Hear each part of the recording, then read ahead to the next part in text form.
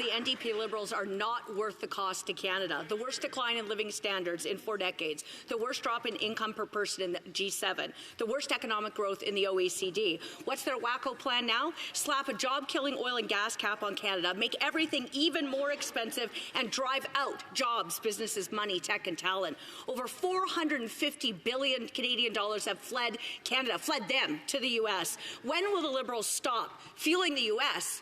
and help Canadians instead? Yeah. The Honourable Parliamentary Secretary to the Minister of Environment and Climate Change. Thanks very much, Madam Speaker. Let's talk about GDP per capita over time in Canada. Between 2006 and 2016, Canada's GDP per capita under Harper grew from $40,504 to $42,134. It's about $1,800 over 10 years. Under this Liberal government, it's grown from $42,000 a year to $53,372 in 2023. That's by more than $11,000. So Conservatives, you don't need to pull out your calculators. $11,000 is more than $1,800. Wow. The honourable member for Lakeland. Keep telling Canadians they've never had it so good. The truth is these NDP Liberals hurt Canadians every time, but help the U.S. and hostile regimes. It's nuts since so many countries want Canada's energy. Ukraine, Germany, Poland, Japan, South Korea, Greece, and Latvia all ask for LNG, but these NDP Liberals say no. 1 million Canadians need powerful paychecks from oil and gas jobs, but 9 years of killed pipelines, energy tax hikes, and oil and gas cap sends jobs and monies to the U.S., Canada's top ally and competitor. Why do the NDP Liberals send Canada's jobs to the U.S. and make Canadian workers suffer? Yeah. The Honourable Parliamentary Secretary.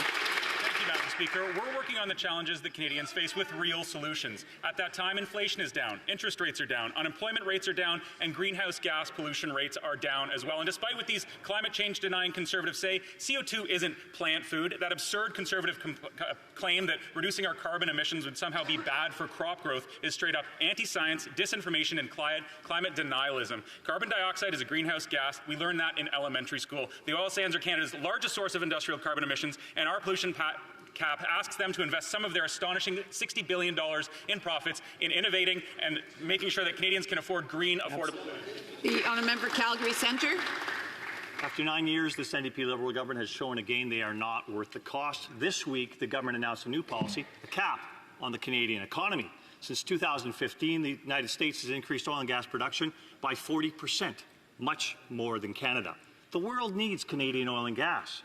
With the incoming U.S. administration promising to unleash American energy, this government has announced a cap on the economy, costing Canada 150,000 jobs. How can they justify this economic vandalism? Yeah. The Honourable Parliamentary Secretary to the Minister of Transport. Thank you, Madam Speaker. The pollution cap will ensure our energy sector can increase its production while decreasing its emissions. Countries around the world are looking at Canada for less polluting energy. If we want our energy to stay competitive, we must lower our emissions. The pollution cap will provide long-term competitiveness in Canadian energy, so we can keep being an energy superpower for the world. Under the do-nothing approach that the previous Conservative government approached, Canada's imports of foreign oil were 2 times higher. They failed to promote Canadian energy. Madam Speaker, I would be happy to offer the Conservative leader and his party a briefing on this climate change. The honourable member.